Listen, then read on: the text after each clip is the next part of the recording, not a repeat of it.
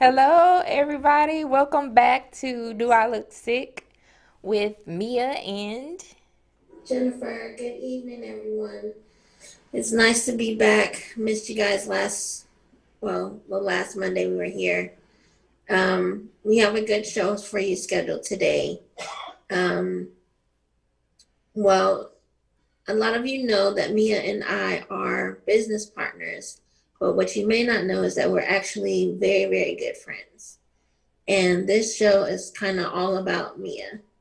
I think that as friends, it's important to give each other your props and your flowers while you're here. And there's something that she's accomplished that has been so wonderful and has been painstaking and requires so much focus and drive that I think that today is a perfect day for us to celebrate her and all the work that she's done on herself.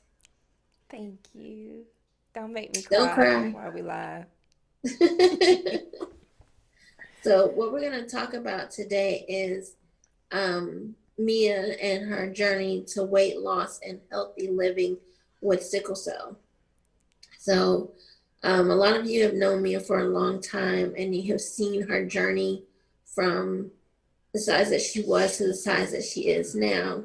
And we want to just talk about how she did that and what kind of things she had to change mentally, physically, spiritually, and emotionally to get to where she is. In case any of you are struggling with the same issues, maybe this can be helpful to you. Yes, it should be. I've had quite a few people reach out to me just asking questions, and so I'm ready to actually talk about it. So let's start with, you growing up. Um, were you always like big boned, or was that something that you gradually became, It as you grew older? it definitely gradually happened. As a kid, like in my childhood, that was the first time I heard like skinny mini, and that was normal as a kid. Like that's me and my sister there, and you can see slimmer there, a lot slimmer. And then when I was younger, because this will add to the conversation later, I used to write my mom like I call them feelings letters. So that's how I was able to deal with my emotions. But after so long, it felt like those conversations weren't productive. So I turned to food to kind of cope. So if you can see the next picture with me in middle school, it just kind of gradually happened. That's my middle school picture, like from seventh grade. And then in high school, it just gradually, over time, just dealing with things emotionally by eating, I just gradually gained weight. Um, So at that time, would you have considered yourself an emotional eater, or is that something that maybe you didn't realize at the time and you didn't understand until later on in your journey with food and weight? I definitely did not understand. I like in the past few years, I've like really, it really clicked and it linked. As a kid, I didn't know.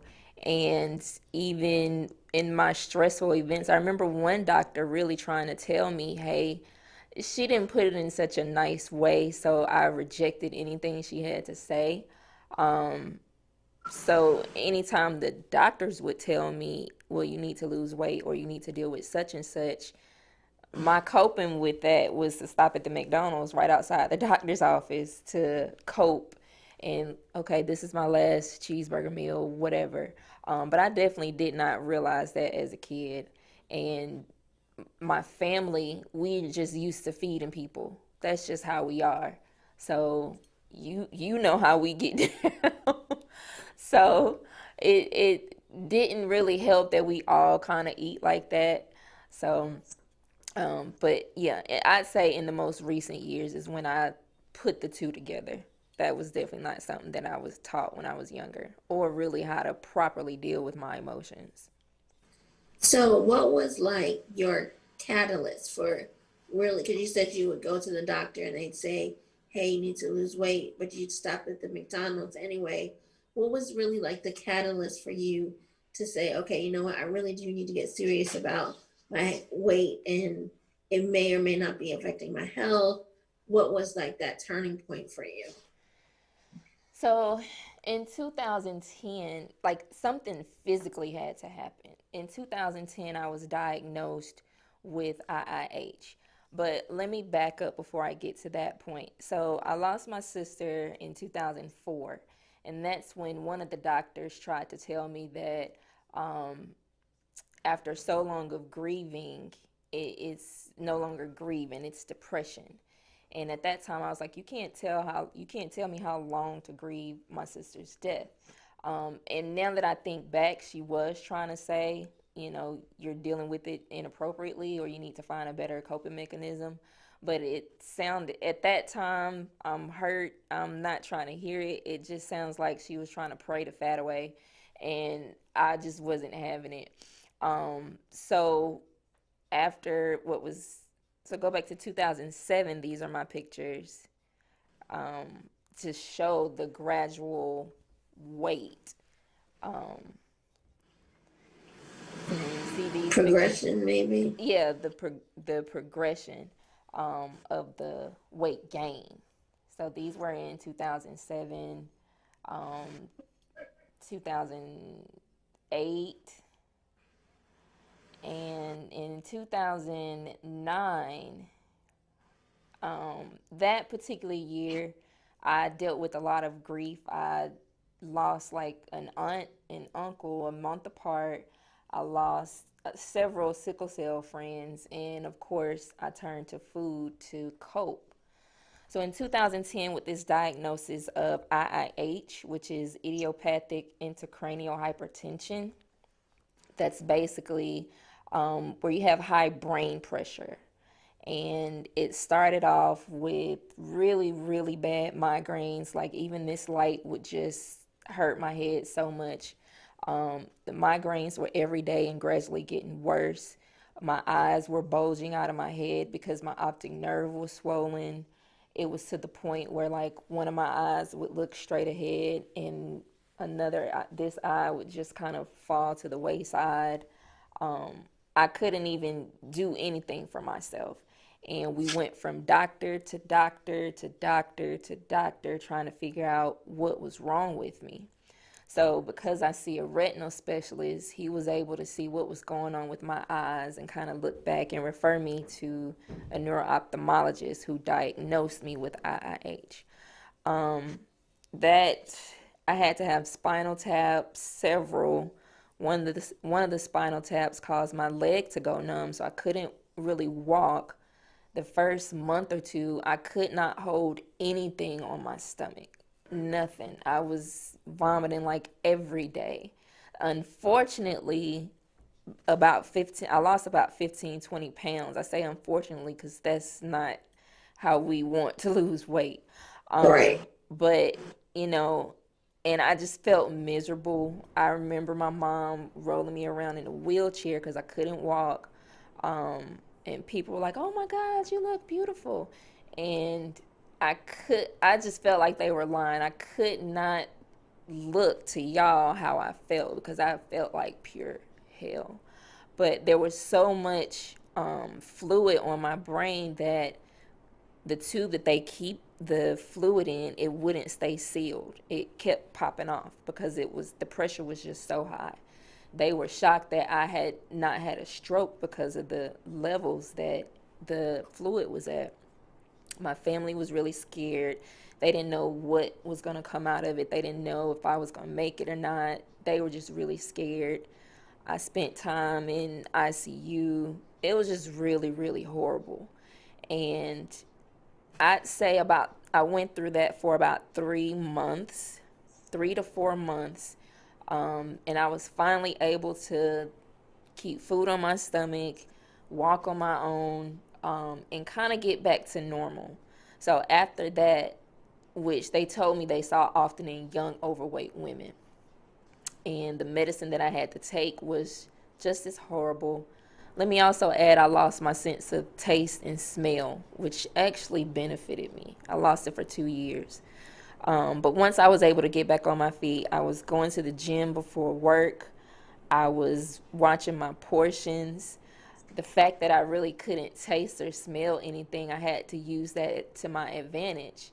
So when whoever was cooking in the house, I couldn't be like, "Ooh, that macaroni and cheese smells so good. Let me have some more." Or "It tastes so good. Let me get some more." So it made me more mindful of, am I really hungry or am I just being greedy right now, you know? Yeah. So So you were that's more having to focus on eating for your health rather than for pleasure. right, right. I couldn't eat. It would be a waste to eat for pleasure because I can't taste it. And it would just do nothing but frustrate me because I'm like, oh, I'm craving these things, these Starbursts or these Cheetos, but I won't even get the satisfaction because I can't taste it. So that is really what kick started the physical component to all of this. Um, Over the years, I've gained kind of going back and forth, but that's what I would say, that's what started the physical component to it. Okay, so we all know that losing weight and pretty much attacking any goal, not just weight loss, but any goal that you want to attack, is not just the physical act of, I'm going to attack this goal. You have to make the changes in your mind and you have to make the changes in your spirit and all that kind of things. So, when did those changes start for you? Did they happen at the same time you made the physical changes, or did it take a little bit longer to make the other changes in your life? It definitely took longer. Like it took me a while to accept the new body that I was in. I guess because of all the physical stuff that I had gone through. And in my head it was just a physical thing at the time. I would really say last year is when I connected the emotional part to everything. Mentally, I've been talking about being on a healing journey overall for quite some time. So that was kind of like speaking it into existence. But I know that healing is not just physical, like you mentioned earlier, it's also mentally, emotionally, spiritually, financially. It's all those components. So in me speaking that into my life, it was to incorporate all of those things. But like I said, it wasn't until last year that I really tied the emotional part to it. My cousin, who would have turned 25 on Friday, he passed. And I noticed pretty much right away how I was eating again. Like, I don't want to say relapse because it kind of sounds bad, but that's kind of what happened. Like, when I'm stressed or when I'm dealing with something, I just revert to food, and not necessarily healthy food. I don't want to go eat a salad when I'm stressed out. I want a piece of cake or I want some ice cream. But those, I've recognized that habit like instantly, almost instantly. And I reached out to a friend of mine, and we know what to do when we're not in the time of crisis, whether it's grieving, whether it's pain, whatever. But in the moment, you're kind of like absent minded. So I text her and I'm like, I don't know what to do. I'm eating crazy again because I'm dealing with this, that, and the other. And she talked me out of it. She sent me a video to try out. I won't say talk me out of it, but she talked a little bit of sense into me. Um, but she sent me a workout video, and I figured maybe let me kind of redirect that energy. Let me, instead of stress eating, let me go work off the stress. To some people, that's be like, duh, but for me, it was just, I have to figure out something.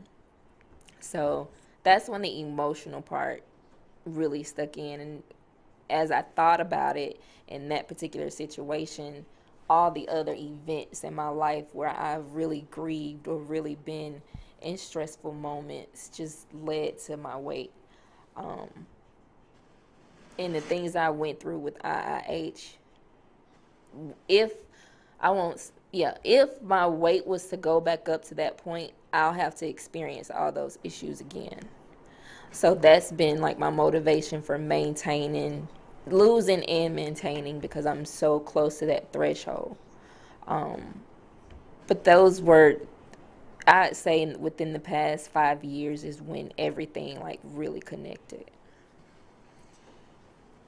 Okay, so you said that you recognize now your pattern of, maybe stress eating or grief eating.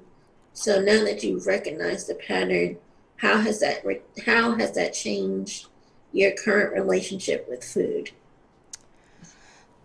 So now I more so look for other things to cope with when it comes to my with me stressing or dealing with emotional things.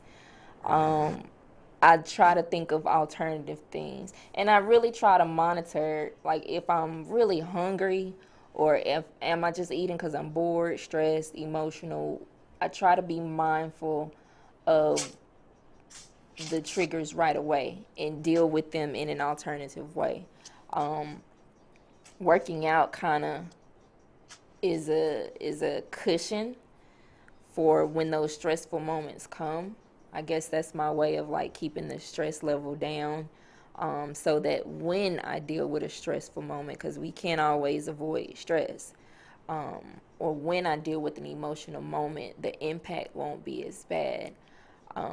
When we deal, especially me, it's probably a lot of people, if not everybody, but when we deal with emotional or mental things, our body pays for it. And of course, with sickle cell, we pay for it almost immediately.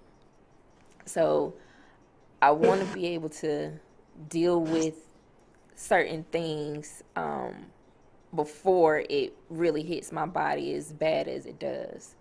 So I had to recognize that connection. I forgot the question. So, what do you say to people who are like, well, you have sickle cell and you're talking about working out, going to the gym? How does that affect your sickle cell? Because for some people, going to the gym may not be an option because of the pain that it inflicts on them. Do you have pain when you work out? Or if you do, how do you deal with that? So I've had quite a few people to ask me how has the weight loss period affected the sickle cell. I think I kind of hack myself. Like with sickle cell, we could just be hurting just because. And maybe I just refuse to accept that as a reason for me hurting. So working out kind of it made me be like, okay, well you're hurting because maybe you went a little bit too hard or maybe you was exercising today. That's why you're hurting. So I because I know that's why, I know this probably sounds crazy. Um, I I treated the pain differently. So So you basically give yourself an explanation for it. yeah, yeah, because in my mind, okay, if it's sickle cell pain, and I just realized this, if it's sickle cell pain, because everything isn't sickle cell pain, but if it's sickle cell pain, okay, that's what the prescription meds are for. But if it's pain because of soreness or because of whatever else, then I don't need to jump to the prescription meds. And doing that, actually, I was able to wean myself off of the pain medicine. You really have to know your body in order to see what you can tolerate. We overcome stuff all day, every day. Just cleaning will put us in pain. So sometimes, not all the time, but sometimes we do have to push ourselves a little bit more. We have to be able to recognize our tolerances, um, know how to treat different types of pain. It's really been a journey of learning my body. And that's the best way I could tell people to who have sickle cell to deal with it. Um, Even just getting up and cooking food for yourself, for your family, puts us in pain. So why not on the days that you can? Even if it's just stretching, if you want to practice yoga, that's not physically exerting yourself. That's really just stretching. I associate yoga with physical therapy.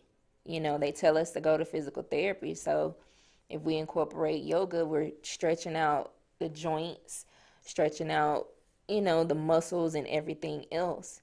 sometimes laying in the bed too much will cause us pain. So it's just like when we go and travel, when we would go and travel, we knew we were going to be in pain. So we knew we had to pay for it. So I kind of Like, hacked myself in that way. Well, I'm going to pay for it anyway. It might as well just go ahead and do this 30-minute dance video, 45-minute dance video, and get it out the way. But it's really, you have to make it up in your mind that it's something you want to do regardless of your circumstances.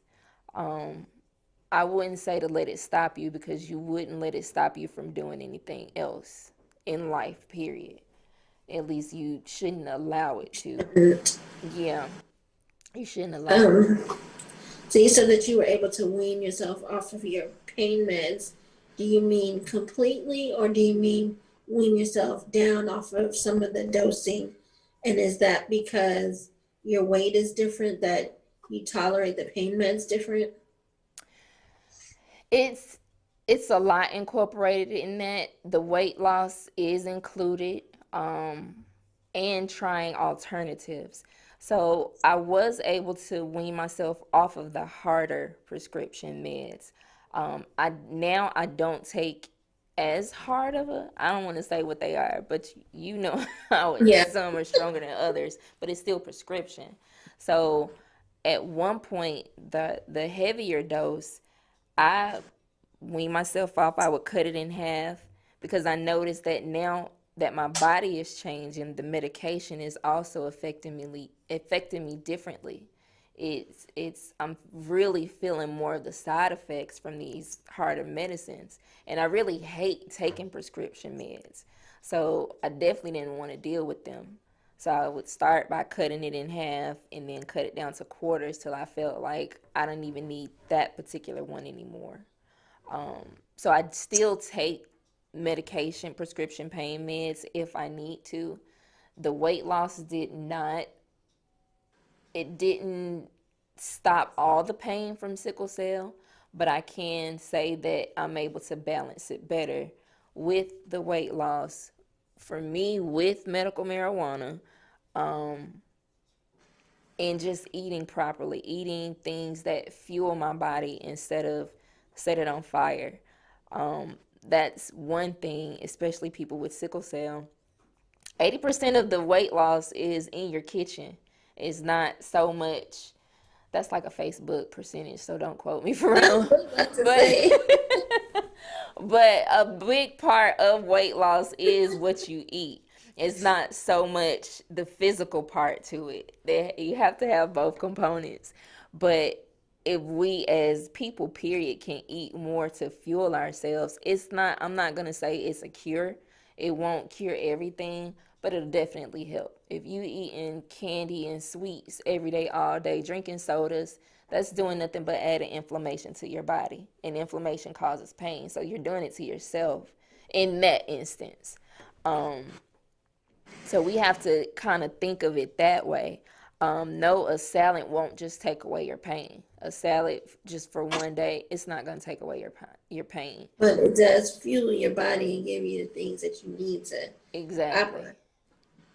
I think Exactly. people get confused and they think, well, like I ate a salad. I'm healthy. I eat healthy, but it's what you do consistently. Yeah. Like if you ate a salad on Monday and then Tuesday, Wednesday, Thursday, Friday, Saturday, and Sunday you had a steak or a burger, you're not giving yourself, what you need. And I'm not necessarily saying you can't eat beef. I'm not a nutritionist or anything like that. So these are just my opinions. But like, there's certain things, that I don't eat, but I don't necessarily restrict myself for anything. So if I have a craving for something, which is very rare, I will feed into it because I think everything in moderation. But I love to eat a salad. And if I could, I'd eat one every day. But I think people have to understand that, if you're going to eat the bad stuff, you have to eat more good stuff. Right. And it's like the more bad stuff you eat, the more you probably should work out. If you're continuously eating this unhealthy foods and you're not working it off, that adds to all type of issues. Yeah, and it gets stuck in your body, and it's Yeah, hard to digest and get rid of. right, right. And I'm not vegan. I might have vegan meals some days. But I'm not vegan. I'm not a vegetarian. I don't eat beef or pork. That's more of a personal preference. Pork adds to high blood pressure, which is one of my issues. So that was one of my reasons for cutting out pork.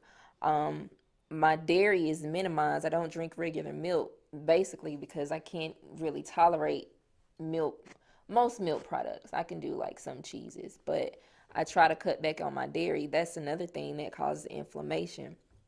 So it's again just being mindful of what you're putting into your body. Even with the chicken, turkey, and seafood that I eat, I carefully pick it to see, if it's farm raised or wild caught or organic or things like that. And people say that, being healthy is expensive, and it really is. It It's doesn't more have to be. expensive to not be. Yeah, you're going to either pay for it now in food or pay for it later with your health. Yeah. So, and it doesn't have to be expensive. You might have to be really creative, but it doesn't have to be expensive. Um, but you have to put that first and foremost. If you'll invest in your clothes, your video games, your shoes, you can invest in the proper food that you need to keep your body here to continue to rock those shoes or to continue to play those video games. Food can literally kill us if we're not doing what we're supposed to do.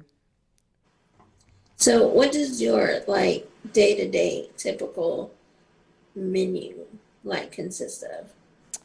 Okay, so I feel super legit now that I eat avocado toast for breakfast. Oh, you're so bougie. But I just graduated to avocado toast. Thank you. I feel super legit.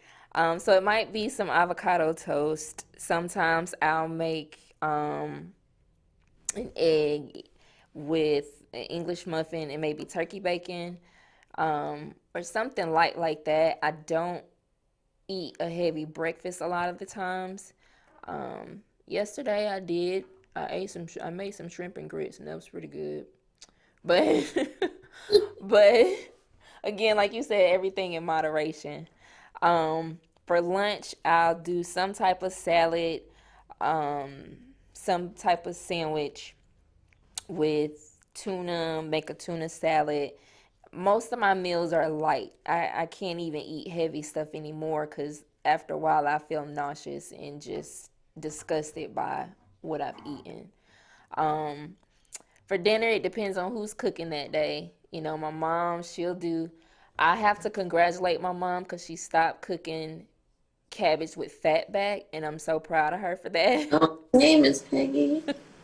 So if I don't convert her to do anything else, she stopped cooking the cabbage with fat back. So she's catching on to some of the things that I'm doing. I like to try different recipes because it's a way I get to play with my food. So trying new recipes and with the fresh foods and the different flavors really helps me in trying new stuff and trying new recipes and new foods that I normally wouldn't eat.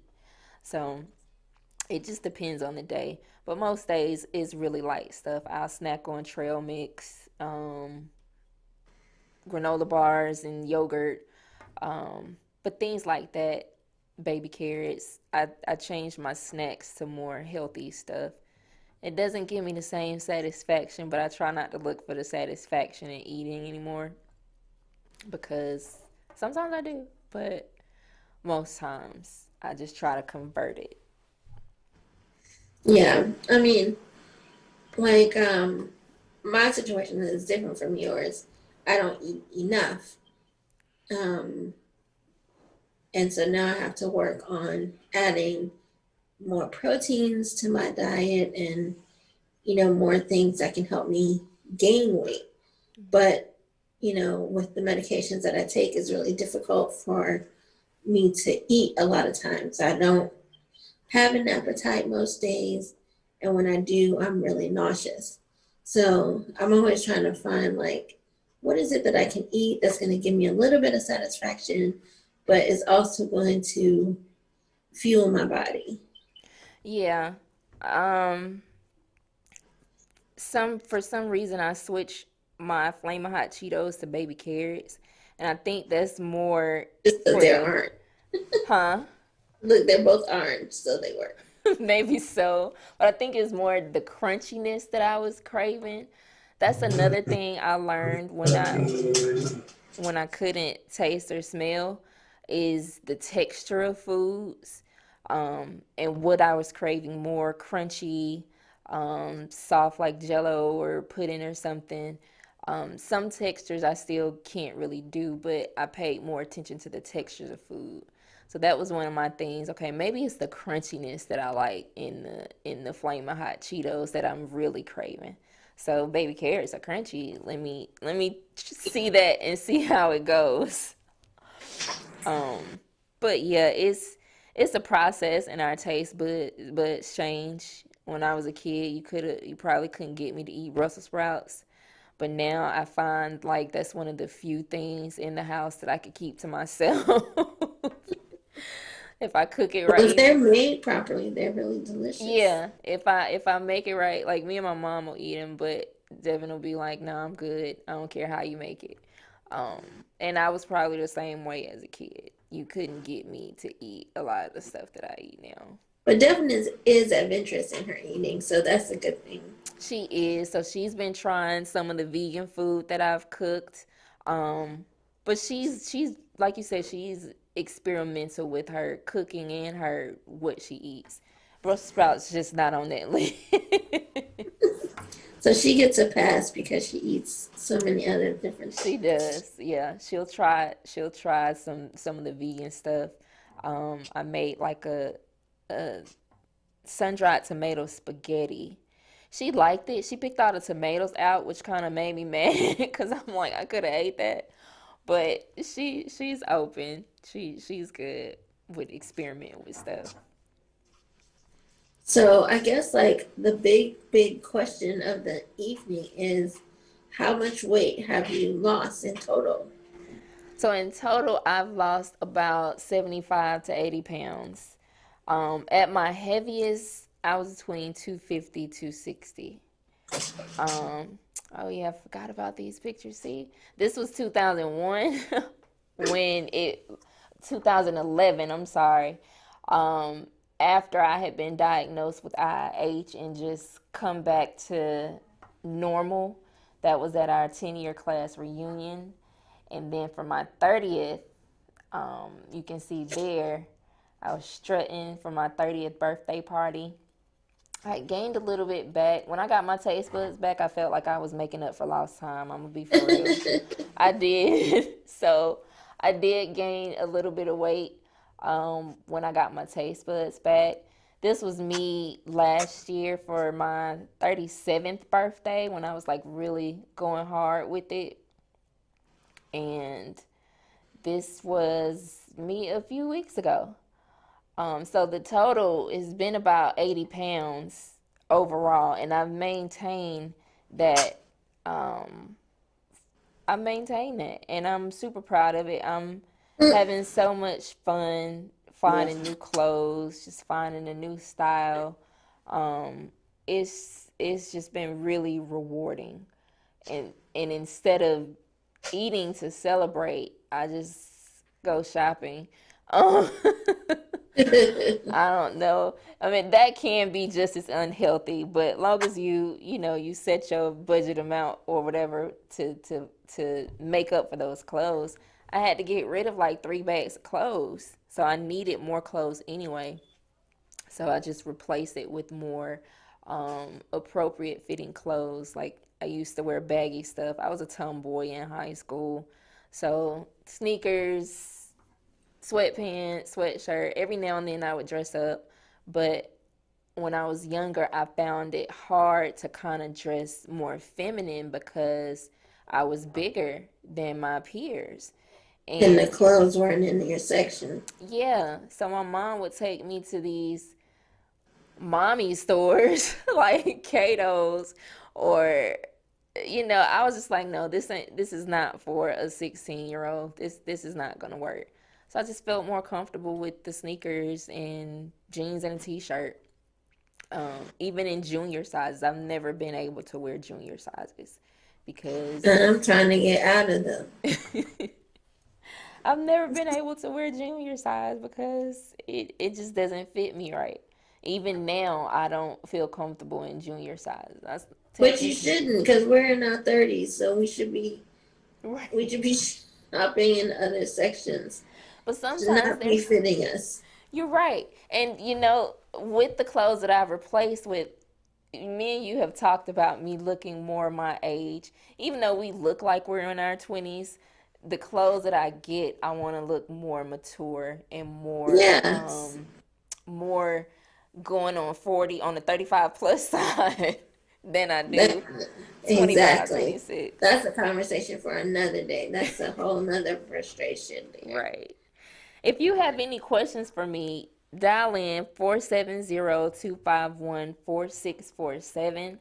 That's 470-251-4647. So, just to piggyback off of what I said when we started this, like as your friend, I'm so like happy and proud for you, just because I know how much work you've done and how diligent you've been, and I just it's motivation for anyone, just to see you stick to it and achieve these goals. So I just want you to know that, like, I'm super proud of you. Thank you. I feel like I feel like I have to. Every day that we are breathing, every day that we wake up is just another chance to be better than we were yesterday. So if I had that moment where I had too much ice cream or whatever it is, okay, I've learned not to be so hard on myself, and think about how much I've gone through and where I used to be to where I am now.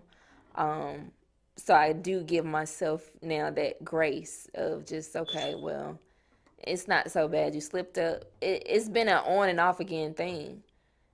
The key is to get back up when you've fallen off the wagon. Like, just don't stay there. Any And I opportunity. know that's something that you and I have talked about before, Yeah. because you were like, I messed up today or whatever. I'm like, you messed up once, Yeah. you know, Yeah. but you've done amazingly well for since 2010. So Yeah. Yeah.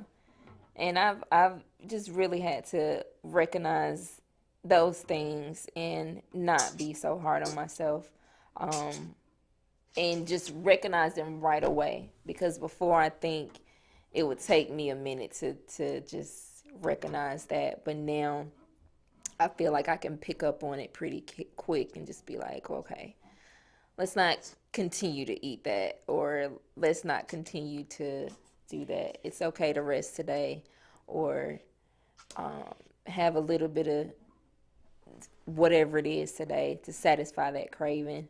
I really try not to deprive myself, because I feel like when people tell me I can't have something, then you want it I even want more. it. Or if I can't do something, You want to do it I even want to more. do it. Exactly. So instead of being like, dang, I can't have that king size Snicker bar, just let me have a fun size and I'm good. Meet me in the Right. middle.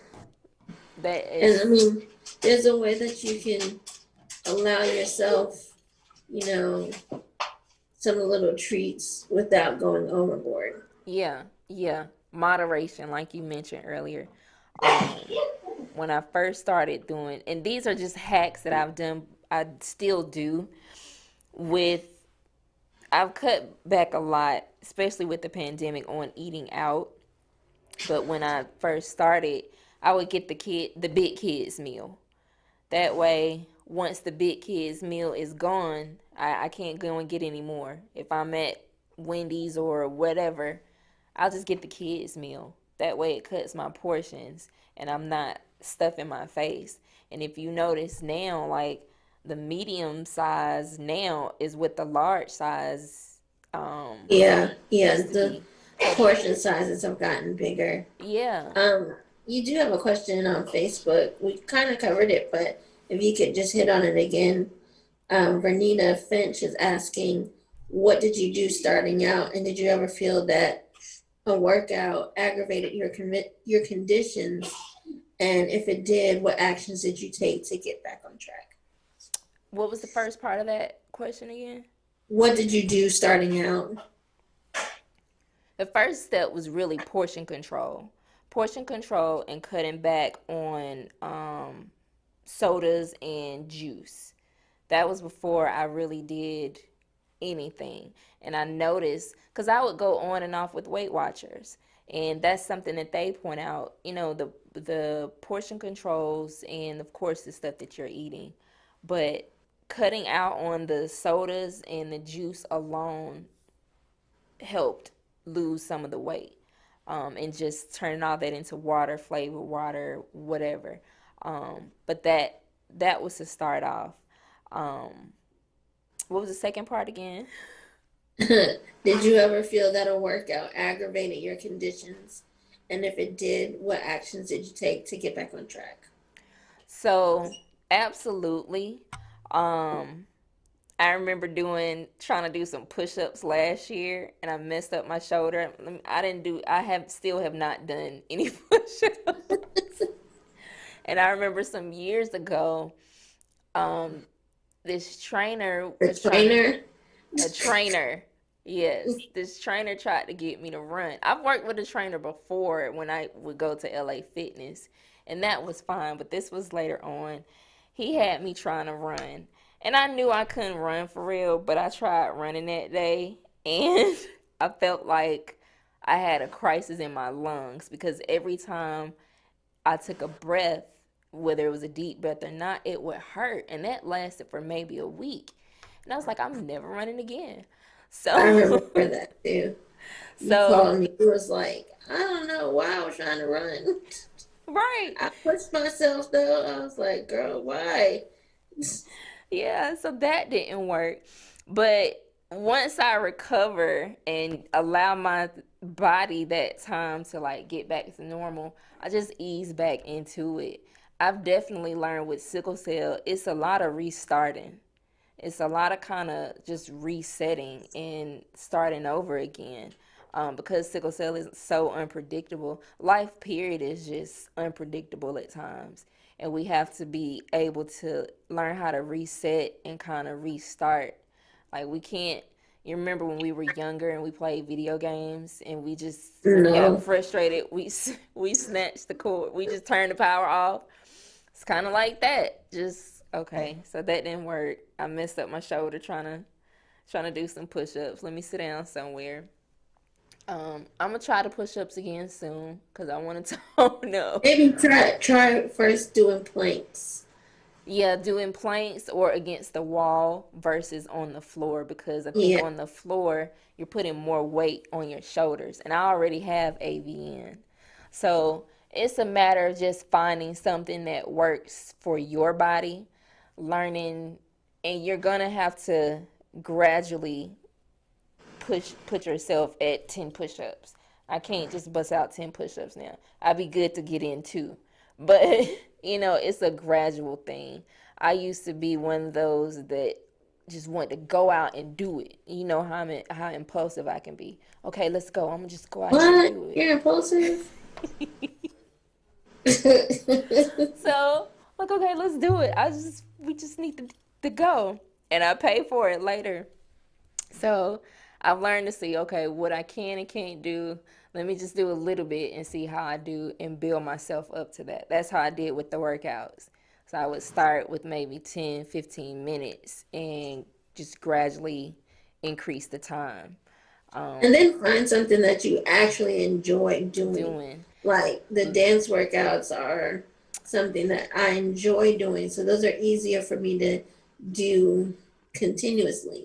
Let me shout Like out if um, superhero superhero fitness TV. I can't even think of the name of the YouTube channel, but her name is Kiera Lachey, and she does a lot of dance workout videos. So one of my favorite, as you know, Jennifer, was Uncle the Luke. Uncle Luke hydraulics workout. I was killing that, y'all, because who doesn't? You can't just be still when you hear Uncle Luke hydraulics. You can't help but to move. And So even if you don't get all the moves right, you're still moving. yeah, exactly. Don't try to do it exactly like her because she work out and dance every day. I can't do that. And there were times that I was yelling at the TV like, "Okay, you doing too much, Miss Lachey. You doing too much. I'm gonna just sit down and come back to you later." But yeah, just knowing what you can tolerate and gradually leveling up instead of just trying to get out there and go head first. It just And the takes good thing time. about her, she tells you, you can do it at whatever your level is. Yeah, exactly. Whatever level you're at. And she shows the modified as well as the more intense if someone wants to do more intense. So I like that she has the different levels. And she's very encouraging and inspiring. You know, we need to hear that when we're already doing something that we really don't want to do. Um, so she's encouraging while she's teaching you the steps to the workout and stuff. And she has like latest songs too with Megan Thee Stallion and things like that. So I'm sure people can find some fun videos. I like to watch Afro Fitness too because she has workout videos to like African beats and Reggae, stuff. Yeah. Afrobeat. So of course you might not have ever heard these songs in your life before, but you hear those drums and that beat, you can't help but to move a little bit. So that just gives me energy to get up and do stuff. Well, Yeah. this has been most enlightening. Even though I'm your friend and I know most of these things, I'm glad to be able to present you to the rest of the world. Thank you. And we do have to thank our sponsors, and I'll let you do that. Okay. So we want to thank the Apex Museum with Mr. Dan Moore. He's been a supporter for a pretty much since day one. We're just gonna say day one, and he's been a supporter of the sickle cell community as a whole for a very long time. So we're honored to work with Mr. Moore at the Apex Museum. We also would like to thank Tanya Robinson with Kids Daycare and Learning Center. Now, she has been there for almost 38 years. So she is a huge supporter in our efforts here at Sickle Cell Awareness 365. So we thank her. And we want to thank the Black Professional Network. I also want to give a shout out because I got some of my healthy meals to Plant Based Love. When we did the retreat and she showed us the taco soup and things like that, she's really been helpful with her stuff. So I did want to, shout her out. Plant Based Love. That's Rashida and her And her husband Jordan. husband, Yeah, her husband Jordan. Check her out on the Instagram. same social medias. You can check us out: Instagram, Facebook. I think those are the only two. TikTok. But yeah, follow Manifest TV, Sickle Cell Awareness 365, and Plant Based Love on those platforms. So, is there anything else? But y'all, keep it up.